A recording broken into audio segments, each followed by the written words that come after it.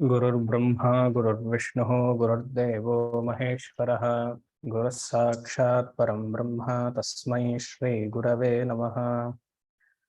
सदाशिवसमारम्भां शङ्कराचार्यमध्यमाम् अस्मदाचार्यपर्यन्तां वन्दे गुरुपरम्पराम्। सहना भवतु सहनौ भुनक्तु सह वीर्यं करवावहै तेजस्विनावधीतमस्तु मा विद्विषावहै। ओम शांति शांति शांतिः। ओम नमो भगवते वैवस्वताय मृत्यवे ब्रह्मविद्याचार्याय नचिकेतसे च। ओम नमो भगवते वैवस्वताय मृत्यवे ब्रह्मविद्याचार्याय नचिकेतसे च। ओम नमो भगवते वैवस्वताय मृत्यवे ब्रह्मविद्याचार्याय नचिकेतसे च। ओम ನೆನ್ನೆ ಕೇಳಿರುವಂತಹ ಪ್ರಶ್ನೆಗೆ ಉತ್ತರ ನೋಡಿಬಿಟ್ಟು ಆಮೇಲೆ ಮುಂದೆ ಹೋಗೋಣ. 6ನೇ ಮಂತ್ರದಲ್ಲಿ ಶಂಕರ ಭಾಷ್ಯದಲ್ಲಿ ಪ್ರಶ್ನೆ ಕೇಳಿದ್ರು, ಮೃಷಾಕರಣಂ ಅಂದ್ರೆ ಏನು ಅಂತ. ಮೃಷಾಕರಣಂ ನಾಸ್ತಿ, ಅನುಪಶ್ಯ ಯಥಾಪೂರ್ವೇ ಪ್ರತಿಪಶ್ಯ ತಥಾಪರೆ ಅನ್ನುವ ಮಂತ್ರಕ್ಕೆ ನಿನ್ನ ಪೂರ್ವಿಕರು ಹಾಗೂ ಶಂಕರ ಭಾಷ್ಯದಲ್ಲಿರೋದನ್ನು ಹೇಳ್ತಿದ್ದೇನೆ, ನಿನ್ನ ಪೂರ್ವಿಕರು ಹಾಗೂ ಯುವರ್ ಕಾಂಟೆಂಪ್ರರೀಸ್, ನಿನ್ನ ಜೊತೆಗಿರೋರು, ಅಪ್ಪ, ನಿಮ್ಮ ತಂದೆ ಹಾಗೂ ನಿಮ್ಮ ತಾತ ಹಾಗೂ ನಿನ್ನ ಜೊತೆಗಿರುವಂತಹ ಅಣ್ಣ ತಮ್ಮಂದ್ರೆಲ್ಲರೂ ಸತ್ಯವನ್ನೇ ನುಡಿದಿದ್ರು. ಆದ್ರೆ ನೀನು ಸತ್ಯವನ್ನ ನುಡಿದು ಯಾಗಶಾಲೆಯಲ್ಲಿ ಈಗ ಯಮಲೋಕಕ್ಕೆ ನಿನ್ನನ್ನು ಕಳಿಸ್ತೀನಿ ಅಂತ ಹೇಳಿದ್ಮೇಲೆ ನಿನಗೆ ಪಶ್ಚಾತ್ತಾಪ ಆಗಿ ಹೋಗಬೇಡ, ಡೋಂಟ್ ಸ್ವಾಲೋ ಯುವರ್ ವರ್ಡ್ಸ್. ಅದಕ್ಕೆ ಮೃಷಾಕರಣಂ ಅಂತ ಅರ್ಥ. ಮೃಷಾಕರಣಂ ನಾಸ್ತಿ ಇಸ್ ಫಾಲ್ಸಿಫಿಕೇಶನ್. ಒಂದು ಯಾಗಶಾಲೆಯಲ್ಲಿ ಒಂದ್ಸತಿ ಮಾತು ಕೊಟ್ಟ ಮೇಲೆ once you promise, not only in ಯಾಗಶಾಲ, once you promise to somebody you have to follow it or better keep quiet. So ಮೃಷಾಕರಣಂ ಇಸ್ ಫಾಲ್ಸಿಫಿಕೇಶನ್, ಸುಳ್ಳು ಹೇಳಬಾರ್ದು, ಅದೇ ಅದರ ಅರ್ಥ. ಎರಡನೇ ಪ್ರಶ್ನೆ ಏನಿತ್ತಂದ್ರೆ, ಇಲ್ಲಿ ಅಗ್ನಿ ಉಪಾಸನೆಯನ್ನು, ಅಗ್ನಿ ಕರ್ಮವನ್ನೇ ಹೇಳಿದ್ದಾರೆ, ಉಪಾಸನೆ ಪ್ರತ್ಯೇಕವಾಗಿ ಹೇಳಿಲ್ವಲ್ಲ ಅಂತ ಒಂದು ಇದಿತ್ತು. ಅಲ್ಲಿ ಎಷ್ಟನೇದು, 14ನೇ ಮಂತ್ರ, ಹೇ ನಚಿಕೇತ ತೇ ಬ್ರವೀಮಿ, ಅಗ್ನಿ ವಿದ್ಯೆಯನ್ನ, ಅಗ್ನಿ ಆರಾಧನೆಯನ್ನ ಹೇಳ್ತೀನಿ. ಅದಾದ್ಮೇಲೆ ಕೊನೆ ಲೈನ್ ನೋಡಿ, ಪ್ರತಿಷ್ಠಾಂ ವಿದ್ದಿ ತಮೇತಂ ನಿಹಿತಂ ಗುಹಾಯಾಮ್. ನಿಹಿತಂ ಗುಹಾಯಾಮ್, ಹೊರಗಡೆ ಏನು ಅಗ್ನಿಯನ್ನ ಪ್ರತಿಷ್ಠೆ ಮಾಡಿರ್ತೀವಿ ಅದನ್ನ ಹೃದಯದಲ್ಲಿ ಧ್ಯಾನ ಮಾಡು, ಅದೇ ಅಲ್ಲ, ಅದಕ್ಕೆ ಉಪಾಸನೆಗೆ ಅರ್ಥ. ಶಂಕರರು ಮತ್ತೆ ಎಲ್ಲ ಟಿಪ್ಪಣಿಕಾರರು ಅದನ್ನ ಅಲ್ಲೇ ಹೇಳೋದು. ಸೊ ನಚಿಕೇತಾಸ್ ಕೇಳಿರೋದು ಬರೀ ಅಗ್ನಿ ಆರಾಧನೆ, ಸ್ವರ್ಗಲೋಕಕ್ಕೆ ಹೋಗೋದಕ್ಕೆ ಮಾತ್ರ. ಅದರ extra benefit, by one take one free ಜೊತೆಗೆ ಉಪಾಸನೆಯನ್ನ ಯಮ ಹೇಳ್ಕೊಟ್ಟಿದ್ದಾರೆ. ಇದಾಯ್ತು. ಮತ್ತೇನು ಪ್ರಶ್ನೆ ಇತ್ತು?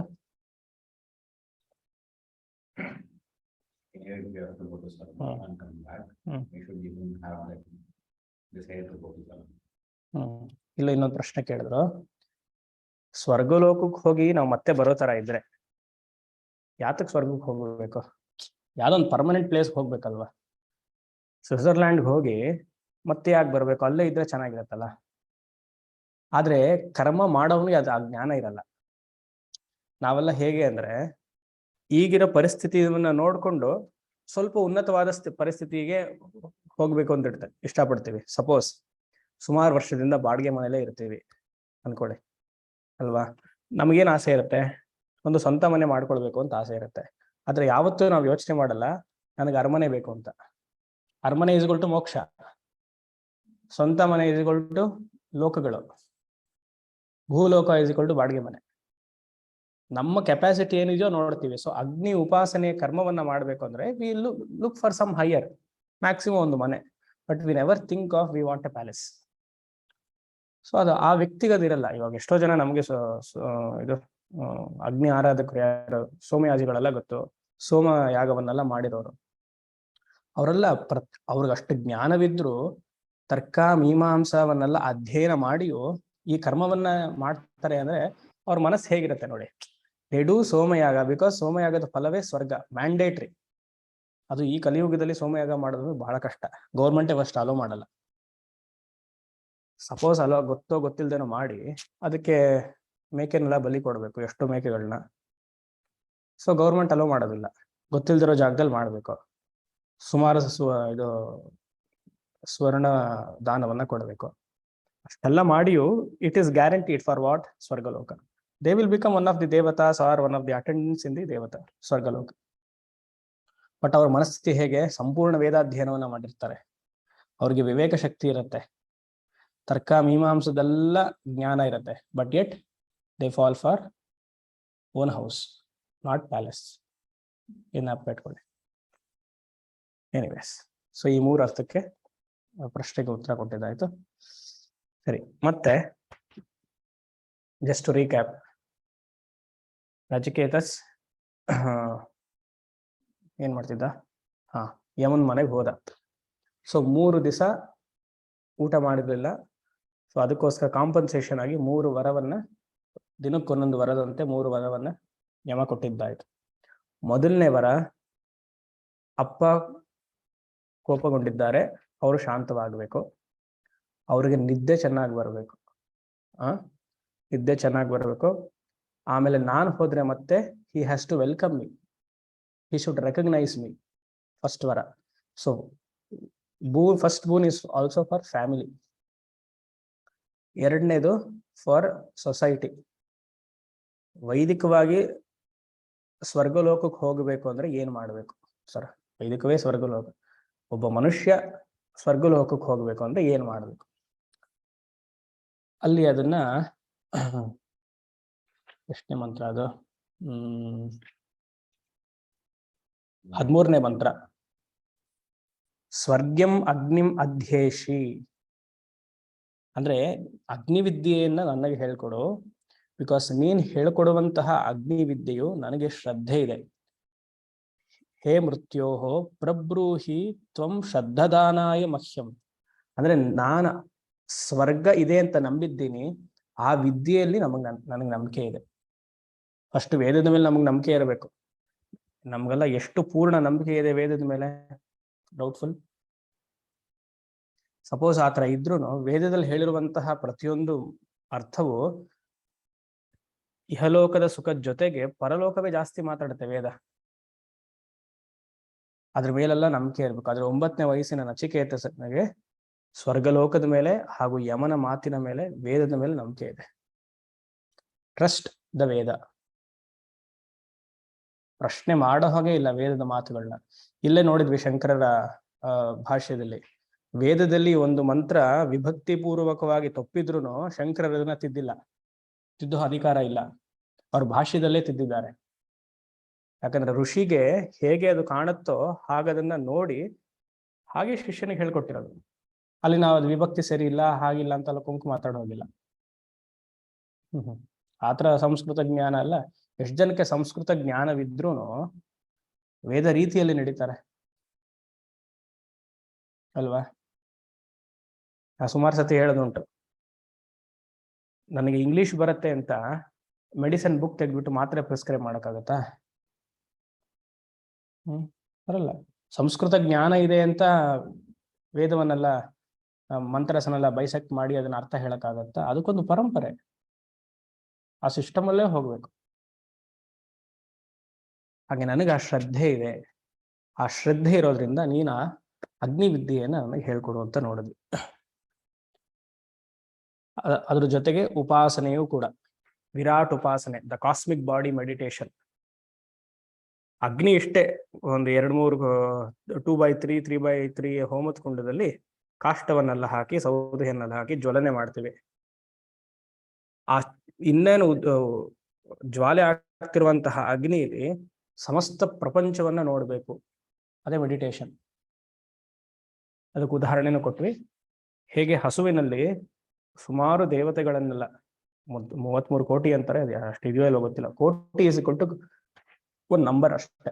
ಆತರ ನಮ್ಮ ಹಿಂದೂಯಿಸಮ್ ಅಲ್ಲಿ 33 ಕೋಟಿ ದೇವತೆಗಳೆಲ್ಲ ಇಲ್ಲ. 30 ಕೋಟಿ is equal to group. 33 groups of god ಇದೆ ಅಂತ ಅರ್ಥ. 12 ಆದಿತ್ಯರು, 8 ವಸುಗಳು, ಆಮೇಲೆ 11 ರುದ್ರರು. ಎಷ್ಟಾಯ್ತು? 12, 20, ಇನ್ನಿಬ್ರು 31, ಇನ್ನೆರಡು ಯಾರು ಇದೆ ನೋಡಿ, ನಾಳೆ ಹೇಳ್ತೀನಿ. ಅಶ್ವಿನಿ ಕುಮಾರಸ್. ಇವ್ರನ್ನ ಸೇರಿ 33 ದೇವತೆಗಳು. ಇವ್ರಿಗೆ ಗ್ರೂಪ್ಸ್ ಇರುತ್ತೆ. ಆ ಗ್ರೂಪ್ಗೆ ಸಂಸ್ಕೃತದಲ್ಲಿ ಕೋಟಿ ಅಂತ ಹೆಸರು.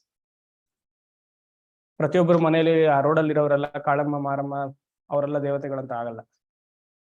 ಪಟ್ಟಾಳಮ್ಮ, ಇಲ್ಲಿ ಯಾವುದೋ ಇದೆಯಲ್ಲ ನಮ್ಮ ಆಶ್ರಮದಲ್ಲಿ, ಪಾಪತಿ ಅಮ್ಮ.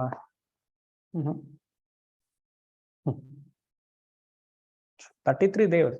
ಹೇಗೆ ಆ 33 ದೇವತೆಗಳನ್ನ ಹಸುವಿನಲ್ಲಿ ಭಾವನೆ ಮಾಡ್ತೀವೋ, ಹಾಗೆ ಅಗ್ನಿಯ ಮುಂದೆ ಕೂತು ಯಾಗವನ್ನು ಮಾಡ್ತಾ, ಯಾಗ ಆದ್ಮೇಲೆ ಅಗ್ನಿಯನ್ನ ಮನಸ್ಸಿನಲ್ಲಿ ಅಂದ್ರೆ ಹೃದಯಲ್ಲಿ ತಂದ್ಕೊಂಡು ಸಮಸ್ತ ವಿಶ್ವವನ್ನೇ ಇಲ್ಲಿ ಭಾವನೆ ಮಾಡೋದು.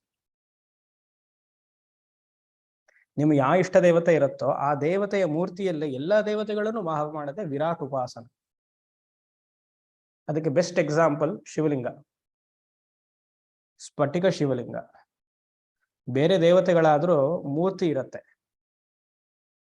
2 4 ಕೈ ಇರುತ್ತೆ. ಅದು ಸ್ಫಟಿಕ ಶಿವಲಿಂಗಕ್ಕೆ ಮೂರ್ತಿ ಇಲ್ಲ, ಆಕಾರ ಇಲ್ಲ, ಕ್ರಿಸ್ಟಲ್ ಕ್ಲಿಯರ್. ಆ ಇಷ್ಟಿರುವಂತಹ ಶಿವಲಿಂಗದಲ್ಲಿ ಎಲ್ಲ ದೇವತೆಯನ್ನು ಆಹ್ವಾನ ಮಾಡ್ಬೋದು. ಜಸ್ಟ್ ಥಿಂಕ್, ಆಹ್ವಾನ is equal to think, remember. ಅದೇ ಉಪಾಸನೆ, ವೈದಿಕ ಉಪಾಸನೆ ಅಷ್ಟೇ. ತಂತ್ರದಲ್ಲೋ ಅಥವಾ ಧ್ಯಾನದಲ್ಲೋ ಈ ವಿಜುವಲೈಸೇಷನ್ ಅಂತಾರೆ.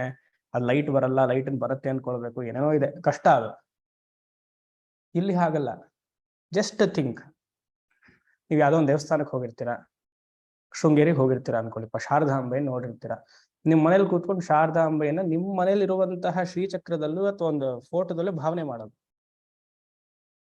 ಅಂದ್ರೆ ಏನಾಗತ್ತೆ, ಅಲ್ಲಿ ಹೋಗಿರುವಂತಹ ಪ್ರತಿಯೊಂದು ಎಂಟೈರ್ ಕ್ಷೇತ್ರ ನಿಮ್ಮ ಮನಸ್ಸಿಗೆ ಬರುತ್ತಲ್ವಾ, ದಟ್ ಈಸ್ ವಿರಾಟ್ ಉಪಾಸನ. ಆ ಕ್ಷೇತ್ರವನ್ನ, ಆ ದೇವತೆಯನ್ನ ನಿಮ್ಮ ಮನೆಯಲ್ಲಿರುವಂತಹ ಪಟದಲ್ಲಿ ಭಾವನೆ ಮಾಡೋದು, ದಟ್ ಈಸ್ ವಿರಾಟ್ ಉಪಾಸನ. ಇದು ಉದ್ದೇಶ ಏನು? Expansion of the mind. Expansion of the mind, clarity of the mind, purity of the mind. Meditation ಮಾಡೋದು ಇದೆ. It gives you, it makes the mind expand, it makes the mind pure. ಅಂತಹ ವಿರಾಟ್ ಉಪಾಸನೆ, ಯಾಕಂದ್ರೆ ಇದು ವೈದಿಕ ಉಪಾಸನೆ, ನಾವು ಇವಾಗ ಮಾಡುವಂಥದ್ದಲ್ಲ, ಪೌರಾಣಿಕ ಇಲ್ಲ ತಾಂತ್ರಿಕ ಉಪಾಸನೆ. ವೇದದ ಕಾಲದಲ್ಲಿ ಅಗ್ನಿಯೇ ಪ್ರಧಾನ, ಸ್ವರ್ಗಲೋಕದಲ್ಲಿ ಇರುವಂತಹ ದೇವತೆಗಳೇ ಪ್ರಧಾನ. ಆ ದೇವತೆಗಳನ್ನೆಲ್ಲ ಭಾವನೆ ಮಾಡೋದು. ಕರ್ಮದ ಜೊತೆಗೆ ಉಪಾಸನ. ಆಲ್ವೇಸ್ ನಮ್ಮ ಶಾಸ್ತ್ರದಲ್ಲಿ 2 ಒಟ್ಟಿಗೆ ಮಾಡಬೇಕು ಅಂತಾನೆ ಹೇಳೋದು. ಕೇವಲ ಕರ್ಮ ನಿಷಿದ್ಧ, ಕೇವಲ ಉಪಾಸನ ನಿಷಿದ್ಧ. 2 ಜೊತೆಗೆ ಹೋಗ್ಬೇಕು. ಕ್ರಮ ಮುಕ್ತಿ, ಗ್ರಾಜ್ಯುಯಲ್ ಲಿಬರೇಷನ್. ಗ್ರಾಜ್ಯುಯಲ್ ಲಿಬರೇಷನ್ ಅದು ಚಿನ್ಮಯಾನಂದರ ಮಾತು, ಕ್ರಮ ಮುಕ್ತಿಗೆ ಇಂಗ್ಲಿಷ್ ಅಲ್ಲಿ ಅವ್ರು ಹೇಳೋದು. ಸೊ ಈ ವಿದ್ಯೆಯನ್ನ 2ನೇ ವರವಾಗಿ ಯಮ ನಚಿಕೇತನಿಗೆ ಕೊಟ್ಟರು. ಅನಂತ ಲೋಕಾಪ್ತಿಂ ಅತೋಃ ಪ್ರತಿಷ್ಠಾಂ ನಿಹಿತಂ ಗುಹಾಯಂ ಏತತ್ವಂ ವಿದ್ಧಿ. ಸೊ ನಾನು ಕರ್ಮ ಅಂಡ್ ಉಪಾಸನ ಹೇಳಿದ್ದೀನಿ. ಉಪಾಸನೆ ಇಸ್ ಈಕ್ವಲ್ ಟು ಇಲ್ಲಿ ನಿಹಿತಂ ಗುಹಾಯಾಮ್ ಇಸ್ ಈಕ್ವಲ್ ಟು ಉಪಾಸನೆ ಅಂತ ಅರ್ಥ. ಸರಿ, 15. ಲೋಕಾದಿಮಗ್ನಿಂ ತಮುವಾಚ ತಸ್ಮೈ ಯಾ ಇಷ್ಟಕಾ ಯಾವತೀರ್ವಾ ಯಥಾ ವಾ ಸಚಾಪಿ ತತ್ಪ್ರತ್ಯವದತ್ ಯಥೋಕ್ತಂ ಅಥಾಸ್ಯ ಮೃತ್ಯುಃ ಪುನರೇವಾಹ ತುಷ್ಟಃ. ಲೋಕಾದಿಮಗ್ನಿಂ ತಮುವಾಚ ತಸ್ಮೈ ಯಾ ಇಷ್ಟಕಾ ಯಾವತೀರ್ವಾ ಯಥಾ ವಾ ಸಚಾಪಿ ತತ್ಪ್ರತ್ಯವದತ್ ಯಥೋಕ್ತಂ ಅಥಾಸ್ಯ ಮೃತ್ಯುಃ ಪುನರೇವಾಹ ತುಷ್ಟಃ.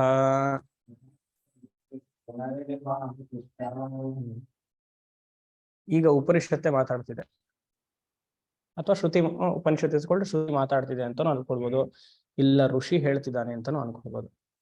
ಈ ನಾಟಕದಲ್ಲೆಲ್ಲ ಮಧ್ಯದಲ್ಲಿ ಬ್ರೇಕ್ ಕೊಡ್ಬೇಕಾದ್ರೆ ಯಾರೋ ಸೂತ್ರಧಾರಿಗಳು ಬರ್ತಾರಲ್ಲ, ಹಾಗೆ ತಿಳ್ಕೊಳ್ಬೇಕು. ಏನು ಅಂದ್ರೆ ನಚಿಕೇತನಿಗೆ ವಿದ್ಯೆ ಹೇಳ್ಕೊಟ್ಟಾಯ್ತು ಅಂತ, ಅದಿಲ್ಲ.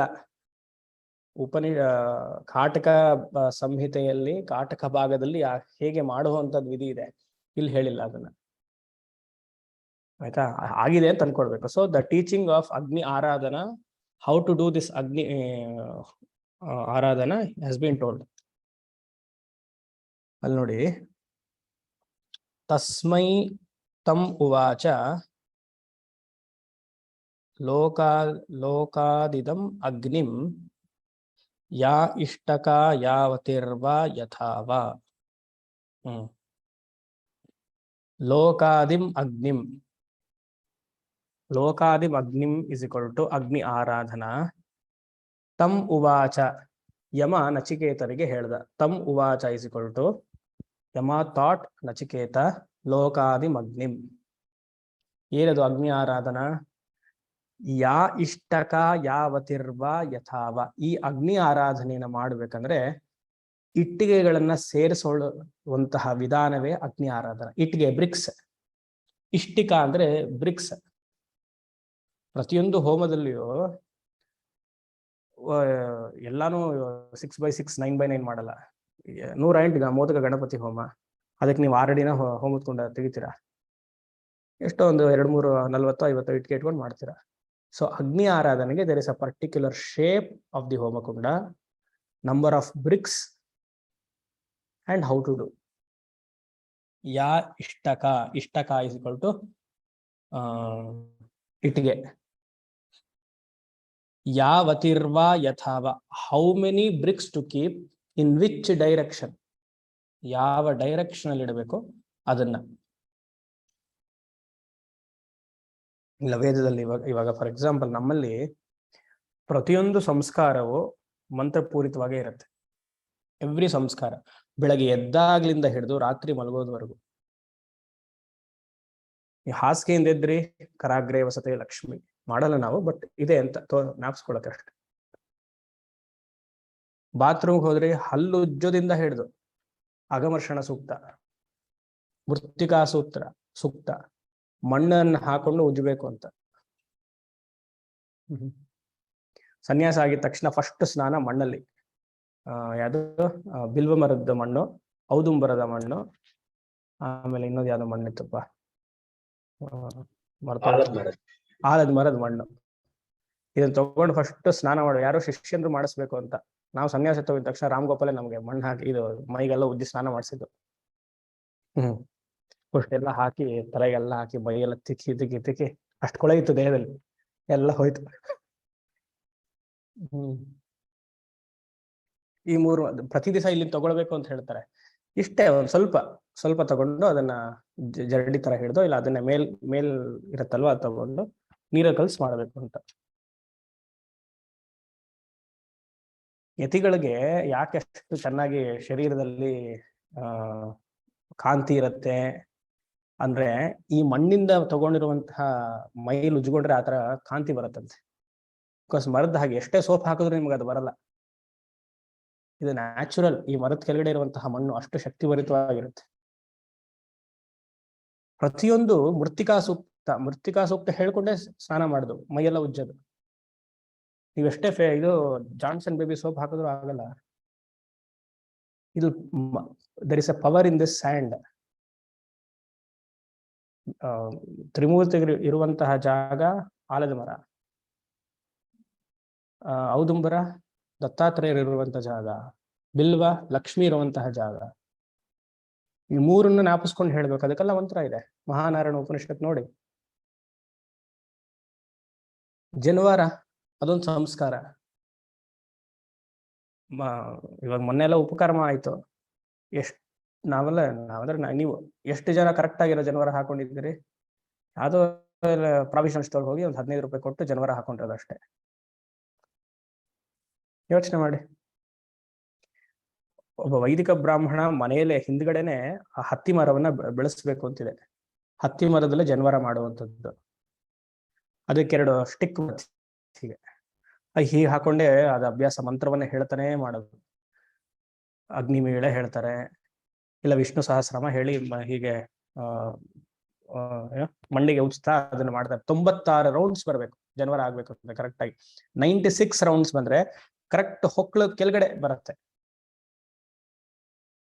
ಹಾಗಿರ್ಬೇಕು ಒಬ್ಬೊಬ್ರು ಜನವರ. ಕೆಲವ್ರದೆಲ್ಲ ನೋಡಿ ಜೋಬ್ ಕೆಳಗಡೆ ಹೋಗಿರುತ್ತೆ, ಅದು ಬೇರೆ ಹೀಗೆ ಎಳಿಯೋದು ಅದನ್ನ.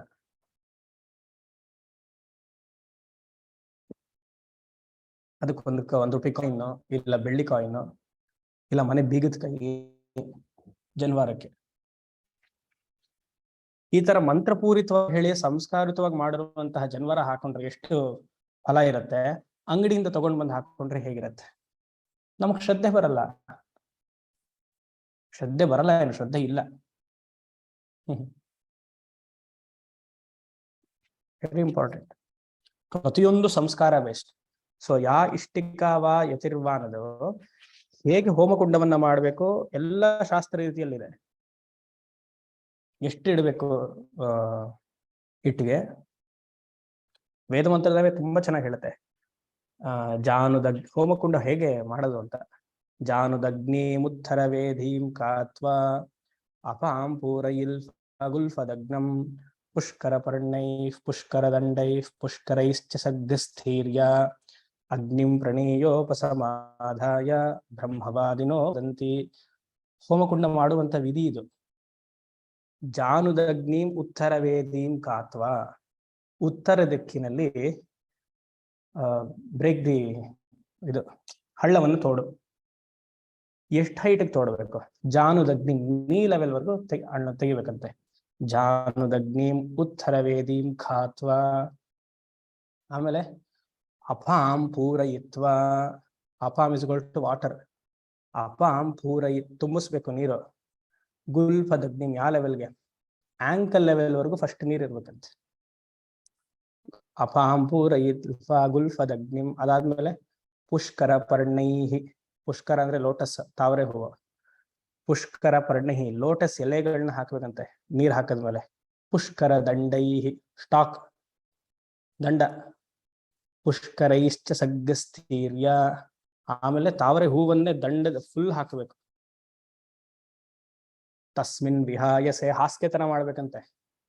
ತಸ್ಮಿನ್ ವಿಹಾಯಸೆ, ಅದ್ರ ಮೇಲೆ ಅಗ್ನಿಂ ಪ್ರಣೀಯೋಪಸಮಾಧಾಯ. ಆಮೇಲೆ ಅಗ್ನಿಯನ್ನು ಜ್ವಲನೆ ಮಾಡ್ಬೇಕು. ಇದೆಲ್ಲ ವಿಧಿ. ಯಾವ ನೀರು ತರಬೇಕು? ಚತುಷ್ಟಯ್ಯ ಆಪೋ ಗೃಹಾತಿ ಚತ್ವಾರಿ ರೂಪಾಣಿ. 4 ತರದ ನೀರು ತರಬೇಕಂತೆ.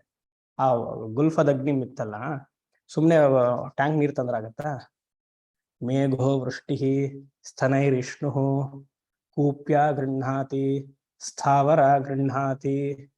ಮಳೆಯಿಂದ ಬರುವಂತಹ ನೀರನ್ನ ಶೇಖರಿಸಿ ಇಟ್ಟಿರಬೇಕು. ಮೇಘೋ ವಿದ್ಯುತ್,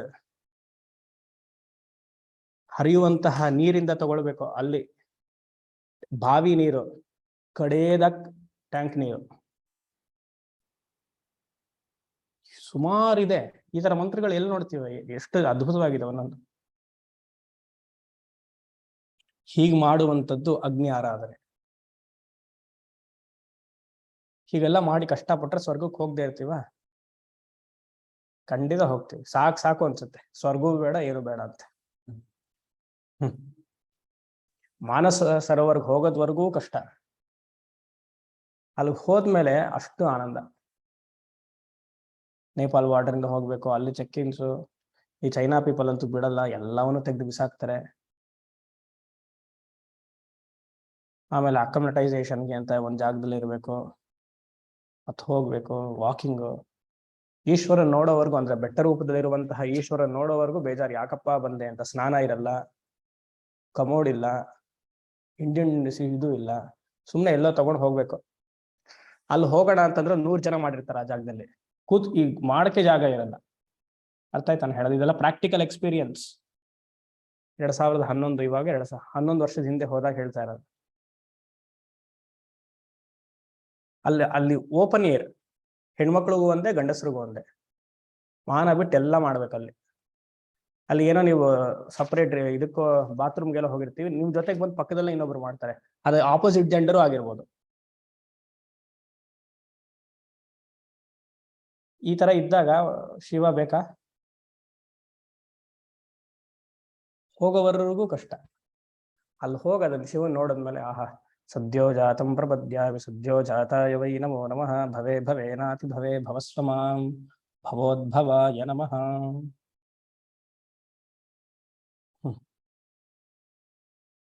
ಸೊ ಪ್ರತಿಯೊಂದು ಸಂಸ್ಕಾರ ಪೂರಿತವಾಗಿದೆ. ನಮ್ದೆಲ್ಲ ಮಂತ್ರ ಬೇಸ್ಡ್. ನಮ್ಮ ಧರ್ಮದಲ್ಲಿ ಎವ್ರಿಥಿಂಗ್ ಇಸ್ ಮಂತ್ರ ಬೇಸ್ಡ್. ಊಟ ಮಾಡ್ಬೇಕಂದ್ರೆ ಸುಮ್ಮನೆ ಹಾಗೆ ತಗೊಳ್ತೀರಾ? ಹೋಟ್ಲೇನೋ ಹಾಗೆ ಚಪ್ಪಲಿ ಹಾಕೊಂಡೇ ಊಟ. ಅದ್ಭುತವಾಗಿದೆ. ಫಾಸ್ಟ್ ಫುಡ್ ನಿಂತ್ಕೊಂಡೇ ಊಟ ಮಾಡೋದು. ಯಾರು ನಿಂತ್ಕೊಂಡು ಊಟ ಮಾಡ್ತಾರೋ, ನಿಂತ್ಕೊಂಡು ನೀರು ಕುಡಿತಾರೋ ಎಲ್ಲರೂ ರಾಕ್ಷಸ ಸಮಾನರು. ನಾನು ಹೇಳಿದ್ದಾರೆ, ಶಾಸ್ತ್ರದಲ್ಲಿದೆ. ಕೂರ್ಬೇಕು. ಜಠರ ಅಗ್ನಿ ಇದಂತಾನೆ ಒಳಗಡೆ, ಅವನಿಗೆ ರೆಸ್ಪೆಕ್ಟ್ ಕೊಡ್ಬೇಕು ತಾನೆ. ಅದು ಅಗ್ನಿ ತಾನೆ. ಎನಿವೇಸ್, ಸೊ ಎಲ್ಲ ಸಂಸ್ಕಾರ ಬೇಸ್ಡ್. ಅಗ್ನಿವಿದ್ಯೆ ಅನ್ನೋದು ಈ ಕ್ರಮ. ಇದನ್ನ ಹೇಳ್ಕೊಟ್ಟಾಯಿತು. ಮತ್ತೆ ಮಂತ್ರಕ್ಕೆ ಬನ್ನಿ. ಯಾ ಇಷ್ಟಕ ಯಾವತಿರ್ವಾ ಯಥಾವ. So the rules and regulations of making the agni ritual ಹೇಳ್ಕೊಟ್ಟಿದಾಯ್ತು. ಆ ತರ ಹೇಳಿದ ತಕ್ಷಣ ಗುರು ಯಮ ನಚಿಕೇತನ ಕೇಳ್ದ, ರಿಪೀಟ್ ಮಾಡೋ ಒಂದ್ಸತಿ ಹಾಗೆ ಅಂತ. ನಚಿಕೇತ ಒಡನೆ ರಿಪೀಟ್. ಯಾವ ವರ್ಡ್ಸ್ ಯಮ ಯೂಸ್ ಮಾಡಿದ್ನೋ ಅದನ್ನೇ ಮತ್ತೆ ಹಾಗೆ ರಿಪೀಟ್. ಸಚಾಪಿ ತತ್ ಪ್ರತ್ಯವದೇತತ್ ಯಥೋಕ್ತಂ ಯತಃ ಉಕ್ತಂ. ಯಮ ಹೇಳಿದ ರೀತಿಯಲ್ಲಿಯೇ ನಚಿಕೇತಸ್ ರಿಪೀಟ್ ಮಾಡ್ದ. ಎಷ್ಟು ಖುಷಿ ಇರ್ಬೇಕು ಶಿಷ್ಯನಿಗೆ, ಗುರುಗೆ. ನಾ ಕೇಳಲ್ಲ ಇವಾಗ ನಿಮ್ಗೆ ಯಾವ್ದಾರ ಒಂದು ಪ್ರಶ್ನೆ ಕೇಳಲ್ಲ? ನಮ್ಗೆಲ್ಲ ಬಿಡಿ, ಆ ಭಾಗ್ಯ ನಮ್ಗಿಲ್ಲ. ನಾ ಯಮ ಅಲ್ವಲ್ಲ. ಸಚಾಪಿ ತತ್ ಪ್ರತ್ಯವದೇತತ್ ಯಥೋಕ್ತಂ. ಹಾಗೆ ಹೇಳಿದ ರೀತಿಯಲ್ಲೇ ವರ್ಬ್ಯಾಟಿಮ್ ಆಗಿ ಹಿ ಆನ್ಸರ್ಡ್ ಬ್ಯಾಕ್. ಅದು ನೋಡಿ ಯಮನ ಖುಷಿಯಾಗಿ ಮತ್ತೊಂದು ವರ ಕೊಟ್ಟ. 3 ವರದ ಜೊತೆಗೆ ಎಕ್ಸ್ಟ್ರಾ ವರ ಇದು. ಇಲ್ಲಿ ಮತ್ತೆ ಈ ತರ ಎನ್ಕ್ವೈರಿ ಬ್ರಹ್ಮಸೂತ್ರದಲ್ಲಿ ಮಾಡಿದ್ದಾರೆ. 3 ವರಾನ 4 ವರಾನ. ಈ 4ನೇ ವರ ಯಾವ್ದಕ್ಕೆ ಸೇರಿಸ್ಬೇಕು? ಸೊಸೈಟಿಗೆ ಸೇರಿಸ್ಬೇಕಾ, ಫ್ಯಾಮಿಲಿಗೆ ಸೇರಿಸ್ಬೇಕಾ? ಹೀಗೆಲ್ಲ ಅಲ್ಲಿ ಎನ್ಕ್ವೈರಿ ಬ್ರಹ್ಮಸೂತ್ರದಲ್ಲಿ. ಅಲ್ಲಿ ಅದೊಂದು ಸೂತ್ರದ ಹೆಸರು ಬರುತ್ತೆ, ನಾನು ನಿಮ್ಗೆ ಹೇಳ್ತೀನಿ. ಕ್ಲಾಸ್ ತಗೊಳ್ಬೇಕು ಅಂದ್ರೆ ತಲೆ ಕೆಡಿಸ್ಕೊಳ್ಬೇಕು. ಬ್ರಹ್ಮಸೂತ್ರ 146 ಅಧ್ಯಾಯ 1 4ನೇ ಪಾದ ಸೂತ್ರ 6. ಸೂತ್ರದ ಹೆಸರು ತ್ರಯಾಣಮೇವ. ತ್ರಯಾಣಮೇವ ತ್ರಯಾಣಮೇವ ಚೈವಂ ಅನುಪಶ್ಯ ಪ್ರಶ್ನಸ್ಯ. ಇದು ಸೂತ್ರ. ತ್ರಯಾಣಮೇವ ಚೈವಂ ಅನುಪಶ್ಯಸ್ಯ ಪ್ರಶ್ನಸ್ಯ. ಈ ಸೂತ್ರದಲ್ಲಿ ಶಂಕರಾಚಾರ್ಯರು ಎಲಾಬರೇಟ್ ಆಗಿ ಡಿಸ್ಕಸ್ ಮಾಡ್ತಾರೆ.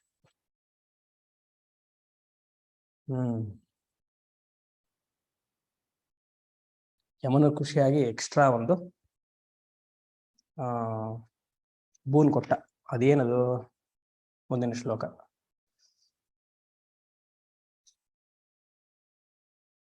ತಮಬ್ರವೀತ್ ಪ್ರಿಯಮಾಣೋ ಮಹಾತ್ಮ.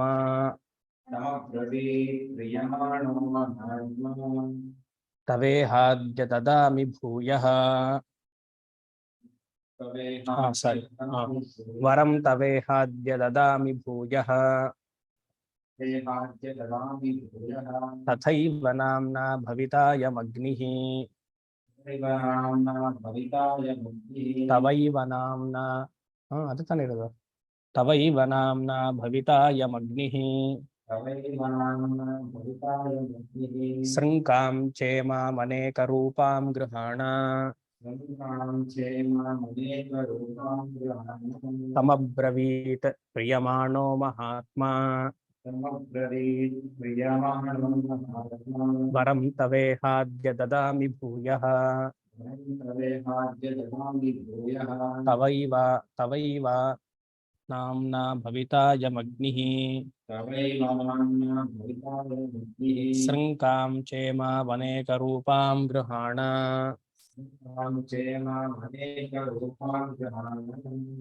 ವೈವ ನಾಮ್ನ. ಓಕೆ.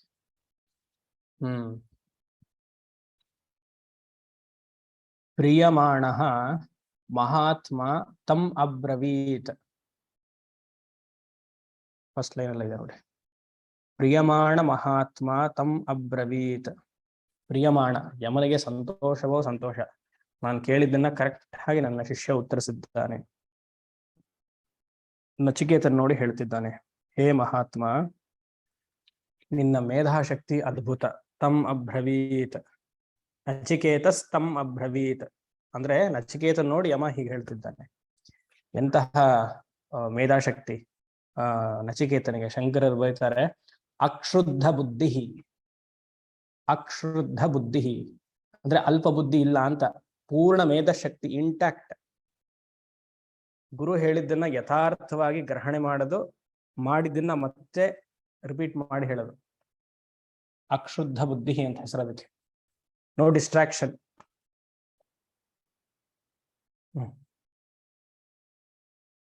ಮೇಧಾಶಕ್ತಿ ಅಷ್ಟೇ ಚೆನ್ನಾಗಿರ್ಬೇಕು.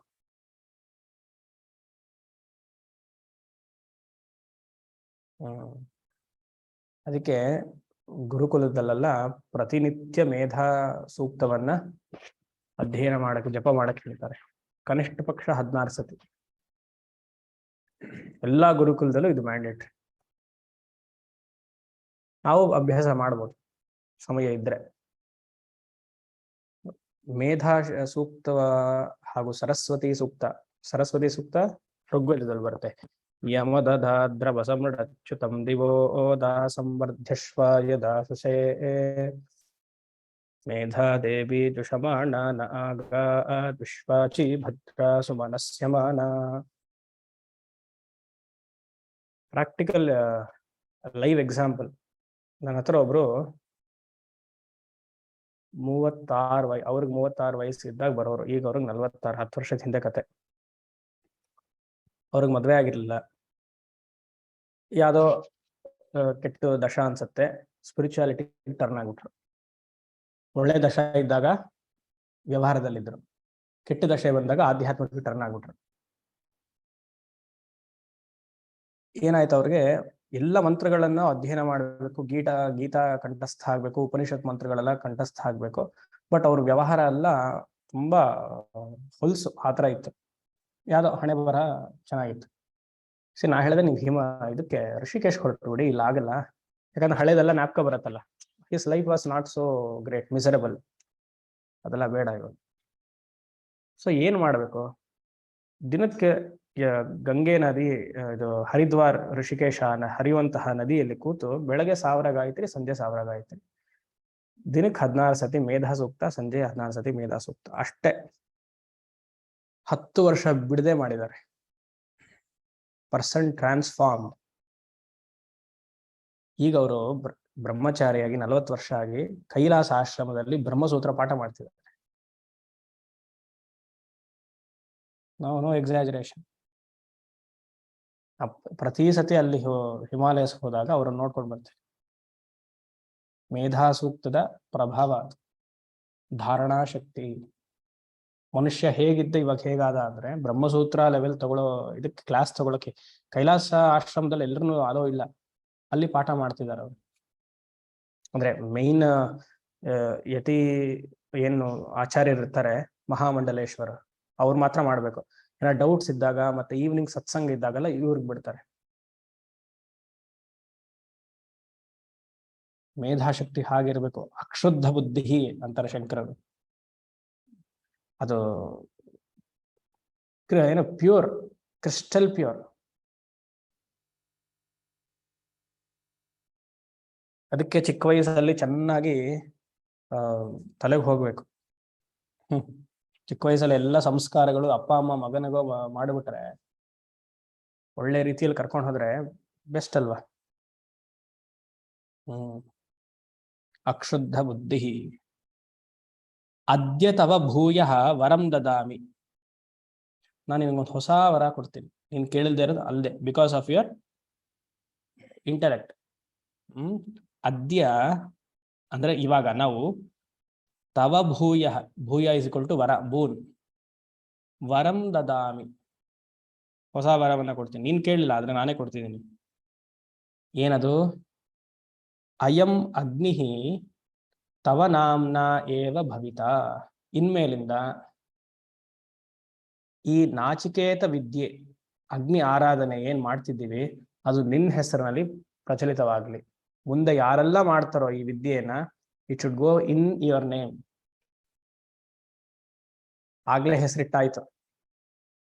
Anil Kumble road, doctor Ambedkar road,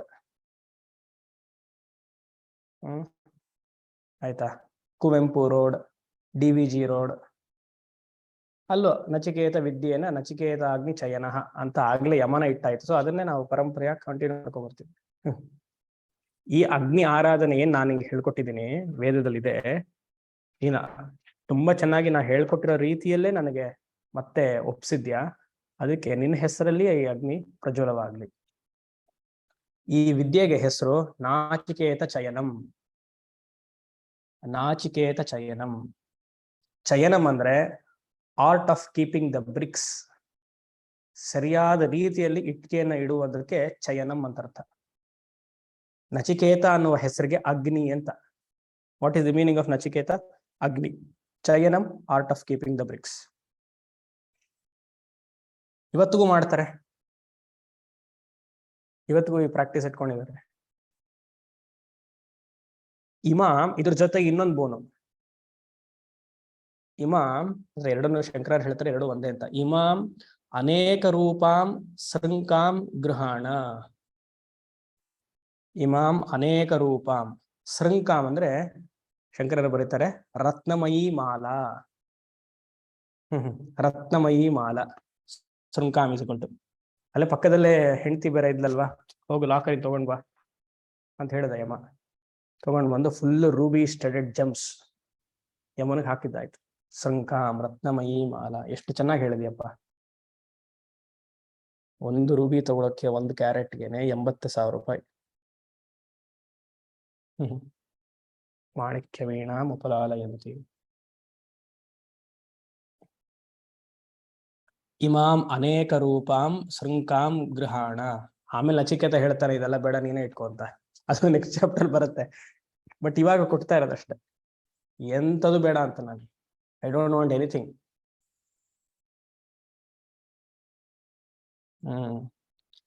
ಶಂಕರಾಚಾರ್ಯರು ಎರಡನೇ ಅರ್ಥ ಕೊಡ್ತಾರೆ. ಒಂದು ರತ್ನಮಯೀ ಮಾಲಾ, ಎರಡನೇದು ಅನೇಕ ರೂಪಾಂ ಸುಂಕಾಂ ಇಸ್ ಈಕ್ವಲ್ ಟು ಈ ಕರ್ಮ ಪ್ಲಸ್ ಉಪಾಸನೆಯಿಂದ ಅನೇಕ ವಿಧವಾದ ಫಲವನ್ನ ನೀನು ಅಪೇಕ್ಷಿಸಬಹುದು. ಕೇವಲ ಸ್ವರ್ಗ ಹಾಗೂ ಬ್ರಹ್ಮಲೋಕವಲ್ಲ, ಅಯ್ಯೋ ಅದೇ ಅತ್ಯಂತ ಉತ್ತಮವಾದ ಫಲ. ಭೂಲೋಕದಲ್ಲಿ ಇನ್ ಕೇಸ್ ನೀವು ವಾಪಸ್ ಹೋದ್ರೆ ಈ ಉಪಾಸನೆಯಿಂದ ಅನೇಕ ವಿಧವಾದ ಫಲವನ್ನ ಕೇಳಬಹುದು. ಕರ್ಮವ ಮಾಡಿ ಉಪಾಸನೆ ಮಾಡಿ you ask whatever you want.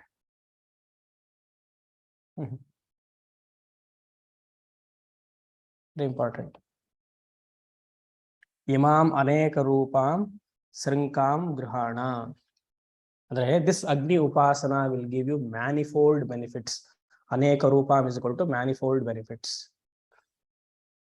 Nachiketa ಚಯನ ಅಂತ ಅಗ್ನಿ ಆರಾಧನೆಗೆ ಹೆಸರು. ಅದ್ರ ಜೊತೆಗೆ ಮಾಲ ಇನ್ನೊಂದು ಅರ್ಥ, different results for the same karma and ಉಪಾಸನ.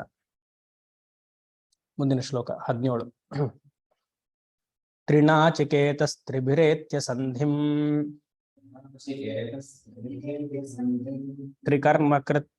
ತ್ರಿಕರ್ಮಕೃತ್ರತಿ ಜನ್ಮ ಮೃತ್ಯೋ ತ್ರಿಕರ್ಮಕೃತ್ತರತಿ ಜನ್ಮ ಮೃತ್ಯೋ. ಮ್ಯೂಟ್ ಮಾಡಿ ಪ್ಲೀಸ್. ಬ್ರಹ್ಮಜಜ್ಞಂ ದೇವಮೀಡ್ಯಂ ವಿದಿತ್ವಾ ನಿಚಾಯಮೇನ್ನಂ ಶಾಂತಿಮತ್ಯಂತಮೇತಿ. ನಿಚಾಯಮೇ ಮಾಂ ಶಾಂತ್ಯಮತ್ಯಂತಮೇತಿ. त्रिणाचिकेतस्त्रिभिरेत्य सन्धिम् त्रिकर्मकृत् तरति जन्म मृत्यु ब्रह्मजज्ञं देवमीड्यं विदित्वा निचायमेमां शान्तिमत्यन्तमेति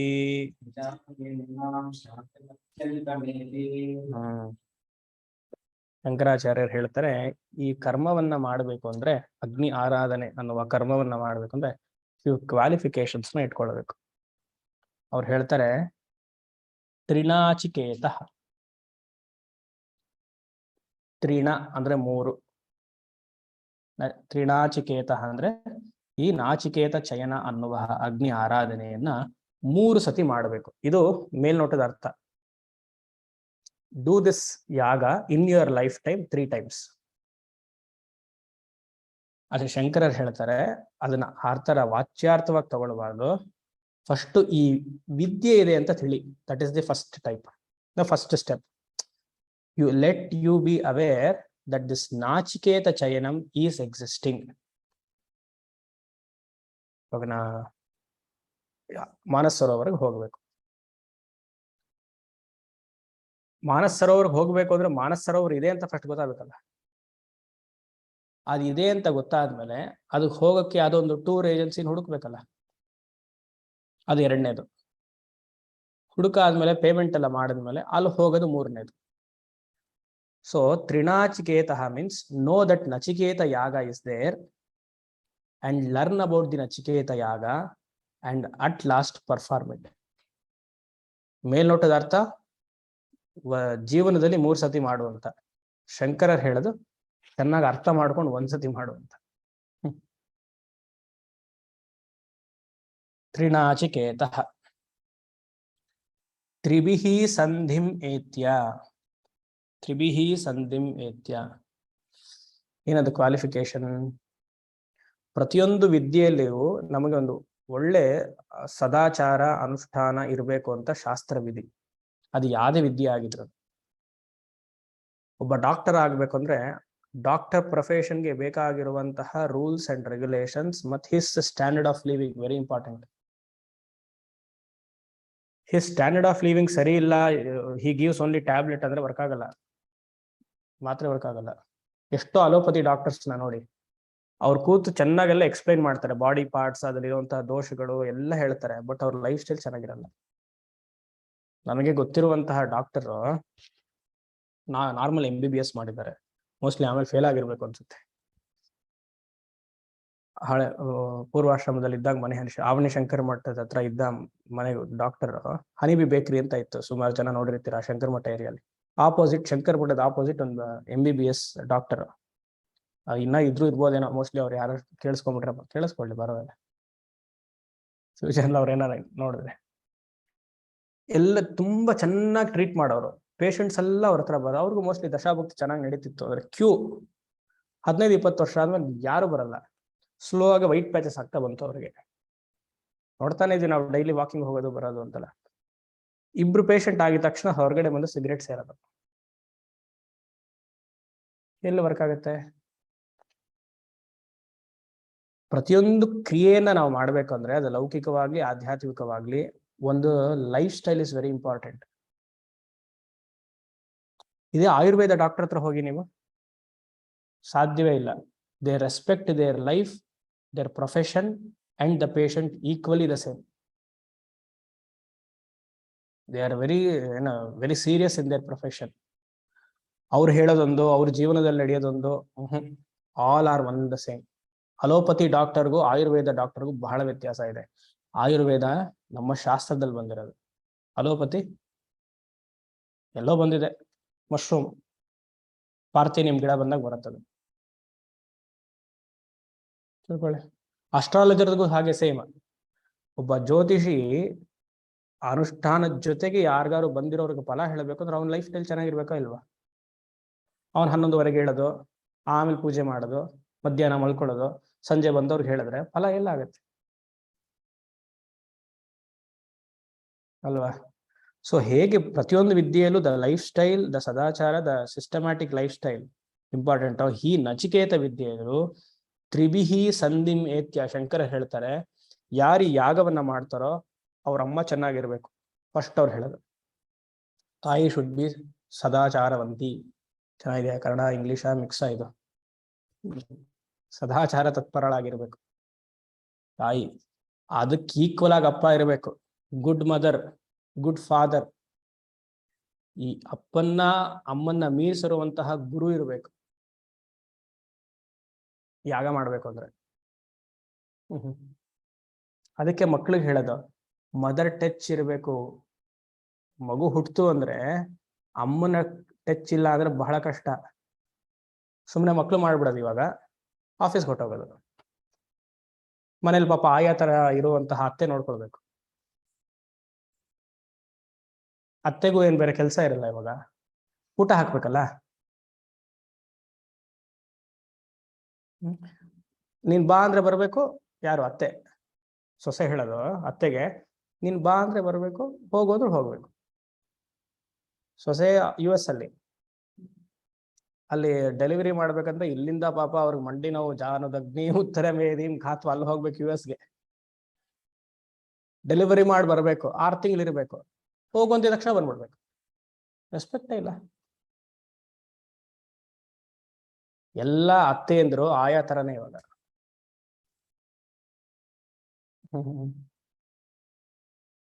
ಅಮ್ಮನ ಕೈ ಬೀಳ್ಬೇಕು ಮಗು ಮೇಲೆ. ಶಾಸ್ತ್ರವೇ ಇದೆ, ಧರ್ಮಶಾಸ್ತ್ರವೇ. ಮನುಧರ್ಮಶಾಸ್ತ್ರದಲ್ಲಿ ಇರುವಂತಹ ವಿದ್ಯೆ ಎಲ್ಲೂ ನೋಡಕ್ ಸಾಧ್ಯ ಇಲ್ಲ. ಮೂರ್ಖರು ಮನುಧರ್ಮಶಾಸ್ತ್ರ ಸರಿ ಇಲ್ಲ ಅಂತ ಯಾರು ಹೇಳ್ತಾರ? ಪ್ರತಿಯೊಂದು ಯುಗದಲ್ಲೂ ಶ್ರೇಷ್ಠವಾದ ಗ್ರಂಥ. ಸ್ವಲ್ಪ ಈ ಯುಗಕ್ಕೆ ಸ್ವಲ್ಪ ಕಾಂಪ್ರಮೈಸ್ ಮಾಡ್ಕೊಂಡು ಅಲ್ಲಿ ಇಲ್ಲಿ ಅಡ್ಜಸ್ಟ್ ಮಾಡ. 3,500 ಶ್ಲೋಕ ಬರ್ದಿದ್ದಾರೆ ಮನು, ಅದೆಲ್ಲಾನು ಸರಿ ಇಲ್ಲ ಅಂತಾನೆ. 3,500 ಶ್ಲೋಕ. ಒಬ್ಬ ಸರಿ ಇಲ್ಲ ಅಂದ್ರೆ 3 ಶ್ಲೋಕ ಬರೆದು ಅವನ್ನ ಸರಿ ಇದ್ ಮಾಡ್ಬೇಕಾ ಅಂತ. If you have to judge his lifestyle, ಏನೋ ಒಂದೆರಡು ಆ ಕಡೆ ಈ ಕಡೆ ಇರ್ಬೋದು ತಪ್ಪು ಅಂತ. 3,500 ಶ್ಲೋಕನೂ ತಪ್ಪಿರುತ್ತಾ?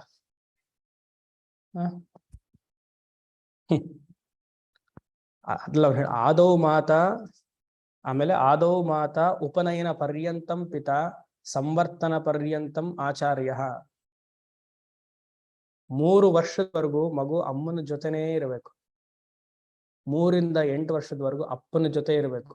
ಆದೌ ಮಾತಾ ಉಪನಯನ ಪರ್ಯಂತಂ ಪಿತಾ. Emotional IQ first 3 years with mother. Intelligent IQ 3 to 8 years with father. 8 to 20 years ಸಂವರ್ತನ ಪರ್ಯಂತಂ ಆಚಾರ್ಯ. Spiritual quotient, religious quotient with the guru. ಫಾರಿನಲ್ಲಿ ಹೇಳ್ಬಿಡ್ತೀವಲ್ಲ ನಾವು 18 ವರ್ಷಕ್ಕಾದ್ಮೇಲೆ ಅಪ್ಪ ಬೇರೆ ಮಗ ಬೇರೆ ಅಂತ. ಇಲ್ಲಿ ನೋಡಿ 8ನೇ ವರ್ಷಕ್ಕೇನೆ ಔಟ್, ಗುರುಕುಲ ಕಳಿಸ್ಬಿಡ್ಬೇಕು. ಹಳೆ ಕಾಲದಲ್ಲಿ ಅಪ್ಪನೇ ಗುರು ಆಗ್ತಿದ್ದ ಮ್ಯಾಕ್ಸಿಮಮ್ ಕೇಸಸ್ ಅಲ್ಲಿ. ಈಗ ಅದು ಕಷ್ಟ ಇಲ್ಲ, ಕಷ್ಟ. ಯಾಕಂದ್ರೆ ಅಪ್ಪ ಬಹಳ ಡೀಲಿಂಗ್ಸ್.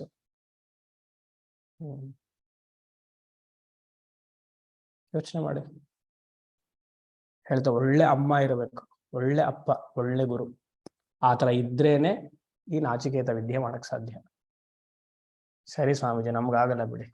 ಇದ್ರೂ ನಾವು ಮಾಡಕ್ಕಾಗಲ್ಲ ಈ ಕಾಲದಲ್ಲಿ. ಬಹಳ ರೂಲ್ಸ್ ಅಂಡ್ ರೆಗ್ಯುಲೇಷನ್ಸ್. ಯಾಗ ಮಾಡ್ಬೇಕಾದ್ರೆ ಸುಮ್ಮನೆ ಅಲ್ಲ. ಈಗೆಲ್ಲ ನಾವು ಪೌರಾಣಿಕವಾಗಿ ಯಾಗವನ್ನು ಮಾಡ್ತಿದೀವಿ, ಒಂದು ಓಕೆ. ಆಗ ವೈದಿಕ ಯಾಗ ಎಲ್ಲ ಬಹಳ ಕಷ್ಟ. ಮದುವೆ ಇಲ್ಲದೆ ಯಾಗ ಮಾಡೋ ಹೋಗಿಲ್ಲ. ಮದುವೆ ಇದ್ದು ಮಕ್ಕಳಾಗಿರ್ಲಿಲ್ಲ ಅಂದ್ರೆ ಯಾಗ ಮಾಡೋ ಹೋಗಿಲ್ಲ. ರೂಲ್ಸ್ ಇದೆ, ಶಾಸ್ತ್ರದಲ್ಲಿದೆ. ಇವಾಗ ಮೀನಾಕ್ಷಿ ಟೆಂಪಲ್ ಹೋದ್ರೆ ನೀವು, ಮಧುರೈಗೆ ಮೀನಾಕ್ಷಿ ಟೆಂಪಲ್ ಎಲ್ಲ ಆಗಮ ವಿಧಿ ರೀತಿಯಲ್ಲೇ ಪೂಜೆ ಮಾಡೋದು. ಅರ್ಚಕನಿಗೆ ಮದುವೆ ಆಗಿರ್ಬೇಕು. ಮದುವೆ ಆದ್ರೇನೆ ಗರ್ಭಗುಡಿಗೆ ಎಂಟ್ರು. ಅವನಿಗೆ ಮದುವೆ ಆಗಿದೆ, ಮಕ್ಕಳಿಲ್ಲ ಅಂದ್ರೆ ನೋ ಎಂಟ್ರಿ. ಯಾಕಂದ್ರೆ ಅಪ್ಪ ಒಳಗಡೆ ಪೂಜೆ ಮಾಡ್ತಿದ್ರೆ ಹೊರ ಮಧ್ಯ ಪ್ರಾಕಾರದಲ್ಲಿ ಅಥವಾ ಅರ್ಧ ಮಂಟಪದಲ್ಲಿ ಮಗ ಪೂಜೆಗೆಲ್ಲ ರೆಡಿ ಮಾಡ್ಕೊಡ್ಬೇಕು. ಮಗನ್ ಗೊತ್ತಿರ್ಬೇಕು ಅಪ್ಪ ವಯಸ್ಸಾಯ್ತು, ನೆಕ್ಸ್ಟ್ ಜನರೇಷನ್ ಅವನ್ ಕಂಟಿನ್ಯೂ ಮಾಡ್ಬೇಕು. ಈಗ ಗೌರ್ಮೆಂಟ್ ಹಾಗಲ್ವಲ್ಲ, ಯಾರನ್ನಾರು ಸೇರಿಸ್ತೀನಿ, ಸೇರಿಸ್. ಹೇಗ್ ಗೊತ್ತಾಗತ್ತೆ? ಈ ಪರಂಪರೆಗತ ಬಂದಿರುವಂತದ್ದು ಹೇಗ್ ಗೊತ್ತಾಗತ್ತೆ ಅವ್ರಿಗೆ? ಸುಮ್ನೆ ಮಂತ್ರ ಹೇಳ್ಬಿಟ್ರೆ ಆಗೋಯ್ತಾ? ಎಲ್ಲಿದೆ ಸಂಸ್ಕಾರ? ಎಲ್ಲ ಕಾಂಪ್ರಮೈಸ್. ನಮ್ಮ ಲೈಫ್ ಎಲ್ಲ ಕಾಂಪ್ರಮೈಸ್ ಅಲ್ಲೇ ನಡೀತದೆ. ಕರ್ಮ ಮೀನ್ಸ್ ಕಾಂಪ್ಲಿಕೇಶನ್. ಲೌಕಿಕ ಕರ್ಮ ಈಸ್ ಈಕ್ವಲ್ ಟು ಕಾಂಪ್ಲಿಕೇಶನ್, ವೈದಿಕ ಕರ್ಮ ಮೋರ್ ಕಾಂಪ್ಲಿಕೇಶನ್. ಪೌರಾಣಿಕ ಉಪಾಸನ ಕಾಂಪ್ಲಿಕೇಶನ್, ವೈದಿಕ ಉಪಾಸನ ಮೋರ್ ಕಾಂಪ್ಲಿಕೇಶನ್. ಆತ್ಮ ನೋ ಕಾಂಪ್ಲಿಕೇಶನ್. ಅಹಂ ಬ್ರಹ್ಮಾಸ್ಮಿ ಅನ್ನೋದು ನೋ ಕಾಂಪ್ಲಿಕೇಶನ್. ಯೋಚನೆ ಮಾಡಿ. ಶಂಕರ ಹೇಳ್ತಾರೆ, ತ್ರಿಭಿಹಿ ಸಂಧಿಮೇತ್ಯ ಸದಾ ಏನೋ ಅಮ್ಮ ಅಪ್ಪ ಗುರು ಸದಾಚಾರವಂತರಾಗಿರ್ಬೇಕು. ಇನ್ನೊಂದು ಹೇಳ್ತಾರೆ ಅಲ್ಲೇ, ಶ್ರುತಿ ಸ್ಮೃತಿ ಸದಾಚಾರ, that also is another thing. ತ್ರಿಭಿಹಿ ಮೂರಕ್ಕೆ ಏನ್ ಹೇಳ್ತಾರೆ? ಶ್ರುತಿಬದ್ಧವಾಗಿರ್ಬೇಕು, ಸ್ಮೃತಿಬದ್ಧವಾಗಿರ್ಬೇಕು, ಸದಾಚಾರಬದ್ಧವಾಗಿರ್ಬೇಕು. ಅಂದ್ರೆ ವೇದ ಪ್ರಾಮಾಣ್ಯವನ್ನ ಒಪ್ಪಬೇಕು. ನಾಚಿಕೇತ ಅಗ್ನಿಯನ್ನ ಚಯನವನ್ನ ಮಾಡಬೇಕು ಅಂದ್ರೆ ವೇದ ಪ್ರಾಮಾಣ್ಯವನ್ನ ಒಪ್ಪಬೇಕು. ಮೂರನೇದು ಹೇಳ್ತಾರೆ ತ್ರಿಕರ್ಮಕೃತ್. ತ್ರಿಕರ್ಮಕೃತ್ ಮಂತ್ರದಲ್ಲಿ 2ನೇ ಲೈನ್ ಇದೆ. ತ್ರಿಕರ್ಮ ಅಂದ್ರೆ ಪೂಜೆ, ಅಧ್ಯಯನ, ದಾನ. ಪೂಜಾ, ಸ್ಟಡಿ ಅಂಡ್ ದಾನ. ಎಲ್ಲ ಹೋದ್ರೂ ದಾನವನ್ನ ಬಿಡದೇ ಇಲ್ಲ ನಮ್ಮ ಶಾಸ್ತ್ರದಲ್ಲಿ, ಬರ್ತಾನೆ ಇರುತ್ತದೆ.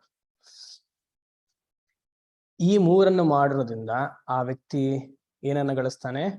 ಜನ್ಮ ಮೃತ್ಯುಂ ತರತಿ. ಜನ್ಮ ಮೃತ್ಯುಂ ತರತಿ. He will cross over the cycle of birth and death. ಹೌದಾ? ವಿತೌಟ್ ನಾಲೆಡ್ಜ್ ಅಂತ ಡೌಟ್ ಬರ್ಬೋದು. ಅಂದ್ರೆ ಆಪೇಕ್ಷಿಕ ಅಂದ್ರೆ ಕ್ರಮಮುಕ್ತಿ, ಜ್ಞಾನದ್ವಾರವೇ ಮೋಕ್ಷ. ಅಜ್ಞಾನಕ್ಕೆ ತಯಾರಾಗಕ್ಕೆ ಈ ಕ್ರಿಯೆಗಳು, ಕರ್ಮ ಹಾಗೂ ಉಪಾಸನ. ಬ್ರಹ್ಮಜಜ್ಞಂ ದೇವಮೀಡ್ಯಂ ವಿದಿತ್ವ. ಮುಂದಿನ ಸಾಲು, ದೇವಃ ಇಸ್ ಈಕ್ವಲ್ ಟು ಅಗ್ನಿ. ದೇವಮೀಡ್ಯಂ ಪ್ರಕಾಶವಾಗಿರುವಂತಹ ಅಗ್ನಿ. ಈಡ್ಯಂ ಅಂದ್ರೆ ಉತ್ಕೃಷ್ಟ ರೀತಿಯಲ್ಲಿ ಪೂಜೆ ಮಾಡಬೇಕಾಗಿರುವಂತಹ ಅಗ್ನಿಗೆ ವರ್ತಿ ಟು ಬಿ ವರ್ಷಿಪ್ಡ್. ದೇವ ಮೀಡಿಯಂ is equal to worthy to be worshipped. ಬ್ರಹ್ಮಜಜ್ಞಂ. ಬ್ರಹ್ಮಜಜ್ಞಂ ಅಂದ್ರೆ ವಿರಾಟ್ ಉಪಾಸನ, ಅಗ್ನಿಯಲ್ಲಿ ಸಮಷ್ಟಿ ಧ್ಯಾನ. ಬ್ರಹ್ಮಜಜ್ಞಂ ಇಸ್ ಈಕ್ವಲ್ ಟು ವಿರಾಟ್ ಉಪಾಸನ और ವಿಶ್ವರೂಪ ಉಪಾಸನ. ವಿದಿತ್ವ. ವಿದಿತ್ವ ಇಸ್ ಈಕ್ವಲ್ ಟು ಜ್ಞಾತ್ವ. ಹೀಗೆ ಹೇಳಿರುವಂತಹ ವಿಧಿಯಲ್ಲಿ ಅಗ್ನಿಯನ್ನ ಆರಾಧನೆ ಮಾಡಿರೋದ್ರಿಂದ ವಿದಿತ್ವ. ನಿಚಾಯ. ನಿಚಾಯ ಇಸ್ ಈಕ್ವಲ್ ಟು ಉಪಾಸನ. ಅಲ್ಲಿ ನೋಡಿ ಕರೆಕ್ಟ್ ಆಗಿ, ದೇವಮೀಡ್ಯಂ ವಿದಿತ್ವ ಇಸ್ ಈಕ್ವಲ್ ಟು ಅಗ್ನಿ ಪೂಜೆ और ಅಗ್ನಿ ಆರಾಧನಾ और ಅಗ್ನಿ ಯಾಗ. ಬ್ರಹ್ಮಜಜ್ಞಂ ನಿಚಾಯ ಇಸ್ ಈಕ್ವಲ್ ಟು ಅಗ್ನಿ ಉಪಾಸನ. ಎರಡು ಕಂಬೈನ್ ಮಾಡಕ್ ಹೇಳ್ತಿದ್ದಾರೆ. ಬ್ರಹ್ಮಜಜ್ಞಂ ದೇವಮೀಡ್ಯಂ ವಿದಿತ್ವ ನಿಚಾಯ. ಇದರಲ್ಲಿ ಕರ್ಮ ಪ್ಲಸ್ ಉಪಾಸನ. 10ನೇ ಅಧ್ಯಾಯ ಗೀತಾ ನಾಪಕ ಬರಬೇಕು. ಪಾಂಡವಾನಾಂ ಧನಂಜಯ ಅಂತ ಕೃಷ್ಣ ಹೇಳ್ತಾನೆ. ಅರ್ಜುನ ಯಾರು? ಅರ್ಜುನ ಯಾರು? ಪಾಂಡವಾನಾಂ ಕೃಷ್ಣನೇ. ಪಾಂಡವಾನಾಂ ಧನಂಜಯ ಅಂದ್ರೆ ಕೃಷ್ಣನೇ ಅರ್ಜುನ. ಅದ್ರಲ್ಲಿ ಉಪಾಸನೆ ಹೇಳ್ತಿರೋದು. ಸುಮಾರು ಜನಕ್ಕೆ 10ನೇ ಅಧ್ಯಾಯ ಇಷ್ಟನೇ ಆಗಲ್ಲ. ಏನ್ ಸ್ವಾಮಿ ಎಲ್ಲ ಅದ್ರಲ್ಲಿ ನಾನಿದ್ದೀನಿ, ಇದ್ರಲ್ಲಿ ನಾನಿದ್ದೀನಿ, ಅದ್ರಲ್ಲಿ ನಾನಿದ್ದೀನಿ, ಇದ್ರಲ್ಲಿ ನಾನಿದ್ದೀನಿ. ಮೆಚುರಿಟಿ ಬೇಕು ಅದನ್ನ ಯೋಚನೆ ಮಾಡಕ್ಕೆ. ಪ್ರತಿಯೊಂದಲ್ಲೂ ನಾನಿದ್ದೀನಿ. ಪಾಂಡವಾನಾಂ ಧನಂಜಯ ಇಸ್ಕೊಳ್ತು ಅರ್ಜುನನ್ ನೋಡೆ ಕೃಷ್ಣ ಹೇಳ್ತಿದ್ದಾನೆ, ಏ ಅರ್ಜುನ ನಾನೇ ನಿನ್ ರೂಪದಲ್ಲಿ ಇದ್ದೀನಪ್ಪ ಅಂತ.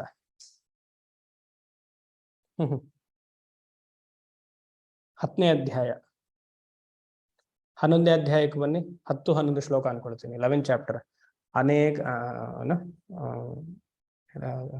ಅನೇಕ ವಕ್ತ್ರ ನಯನಂ ಅನೇಕಾದ್ಭುತ ದರ್ಶನಂ ಅನೇಕ ದಿವ್ಯಾಂಭರಣಂ ದಿವ್ಯಾನೇಕೋದ್ಯತಾಯುಧಂ. 11th chapter. ವಿಶ್ವರೂಪ ಉಪಾಸನ. ಕೃಷ್ಣನಲ್ಲಿ ಎಲ್ಲವನ್ನೂ ಉಪಾಸನೆ ಮಾಡುವಂಥದ್ದು. ಇವತ್ತ ನಾಳೆನ ಅಷ್ಟಮಿ. ಇವತ್ತು ರಾತ್ರಿಗೆ ಶುರು ಆಗುತ್ತೆ. ರಾತ್ರಿ 10:30 ಮೇಲೆ ಅಷ್ಟಮಿ ಅನ್ಕೊಳ್ತೀನಿ. ಸರಿ. ಸೊ ವಿದಿತ್ವಾ ನಿಚಾಯ. ಇನ್ನೊಂದು, ಪ್ರಪಂಚದಲ್ಲಿ ವಿರಾಟ್ ಉಪಾಸನೆಯನ್ನ ಮಾಡ್ಬೇಕಂದ್ರೆ you should know the opposites, pair of opposites. ಪ್ರಪಂಚ ಸೃಷ್ಟಿಯಾಗಿದೆ, ಸ್ಥಿತಿಯಲ್ಲಿದೆ, ಸುಮಾರು ಸ್ವಲ್ಪ ದಿವಸಕ್ಕೆ ಲಯವಾಗತ್ತೆ, ಮತ್ತೆ ತಿರೋಧಾನ, ವೇಲಿಂಗ್ ಪವರ್, ಮಾಯಾಶಕ್ತಿಯಿಂದ ಆವರಣಗೊಳ್ಳುತ್ತೆ, ಮತ್ತೆ ಅನುಗ್ರಹ, ಇನ್ನೊಂದು ಸೃಷ್ಟಿಗೆ ರೆಡಿ ಆಗುತ್ತೆ.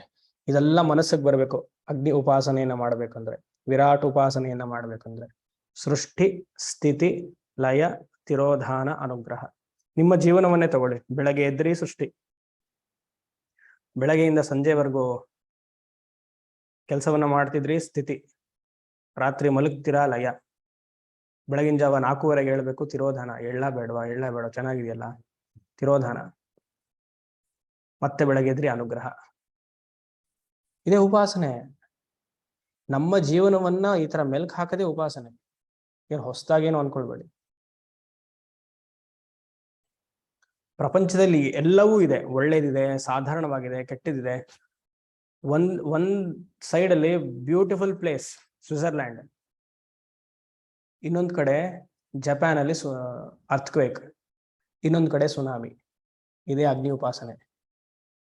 ಒಳ್ಳೇದನ್ನು ಧ್ಯಾನ ಮಾಡೋ, ಸ್ವಿಟ್ಜರ್ಲ್ಯಾಂಡ್ ಅನ್ನು ಒಂದ್ಸತಿ ಮನ್ಸ್ಗೆ ಹಾಕೋ, ಜಪಾನ್ ಅಲ್ಲಿ ಅರ್ಥಕ್ವೇಕು ಹಾಕೋ, ಇನ್ನೊಂದ್ ಕಡೆ ಸುನಾಮಿ ಆಗ್ತಿದೆ, ಅದು ತಲೆಗೆ ಬರ್ಬೇಕು.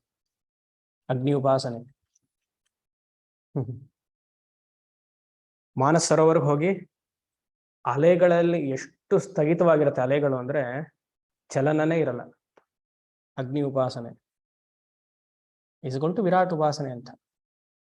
ಒಳ್ಳೆ ಮಗು ಗರ್ಭದಿಂದ ಆಚೆ ಬಂದಿದ ತಕ್ಷಣ 2.25 kg 3 kg ಮಗು ಗುಂಡಾಗಿರುತ್ತೆ.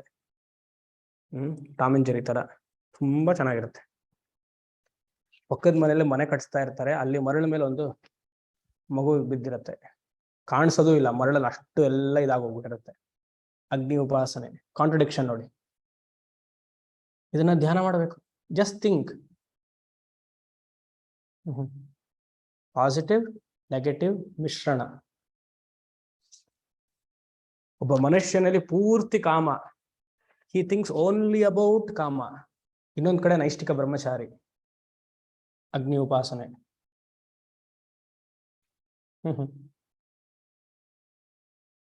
ಥಿಂಕ್ ಮಾಡಿ.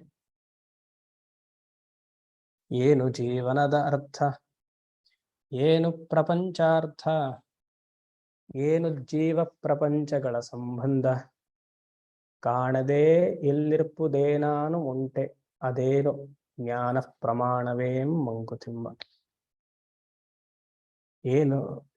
ಏನು ಪ್ರಪಂಚವಿದು, ಏನು ಧಾಳ ಧಾಳಿ, ಏನ್ ಅದ್ಭುತ ಪಾರಶಕ್ತಿ ನಿರ್ಘಾತ, ಮಾನವನ ಗುರಿಯೇನು, ಬೆಲೆಗೇನು, ಮುಗಿವೇನು, ಏನರ್ಥವಿದಕ್ಕೆಲ್ಲ ಮಂಕುತಿಮ್ಮ.